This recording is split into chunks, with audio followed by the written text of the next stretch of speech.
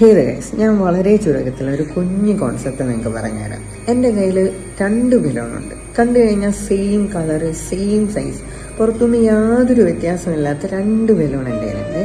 പക്ഷെ ഈ 2 ബലൂണിൽ ഒരു ബലൂൺ ഞാൻ കയ്യിൽ നിന്ന് വിട്ടപ്പോഴത്തേന് നേരെ അത് താഴേക്ക് പോയി. പക്ഷെ ഒരു ബലൂൺ ഇട്ടപ്പോഴത്തേനോ പറന്നു വരുന്നത്. അതിൻ്റെ കാരണം എന്തായിരിക്കും? ഒന്നില് നൈട്രജനും ഒന്ന് കാർബൺ ഡൈ ഓക്സൈഡും കാരണമായിരിക്കും അത് ഒന്ന് താഴേക്ക് പോയതും ഒന്ന് പറന്നു വരുന്നത്, അല്ലേ? ഞാൻ ഈ 2 ബലൂൺ ഡിഫറെൻ്റ് ആയിട്ടുള്ള 2 ആൾക്കാരെയാണ് റെപ്രസെൻറ്റേറ്റീവ് ചെയ്യുന്നത് കേട്ടോ. ചിലരൊക്കെ നമ്മളെ കൈവിടുമ്പോൾ നേരെ നമ്മളങ്ങ് താഴേക്ക് പോകും. പക്ഷെ ചിലർ കൈവിട്ടാലോ നമ്മൾ മേലേക്ക് പോകും.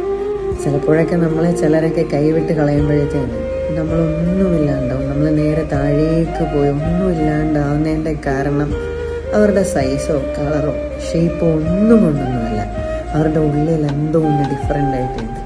അതുകൊണ്ട് തന്നെയാണ് ചിലരൊക്കെ പറന്നുയരാൻ കാരണവും ചിലരൊക്കെ നേരെ ഡൗൺ ആവാനുള്ള കാരണം.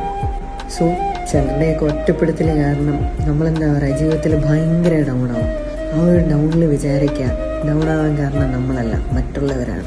സോ നിങ്ങൾ നിങ്ങളുടെ വാല്യൂ മനസ്സിലാക്കാൻ തുടങ്ങി കഴിയുമ്പോൾ നിങ്ങൾ നേരെ എഴുന്നേക്കാൻ തുടങ്ങും, പറന്നുയരുവാൻ ശ്രമിക്കും.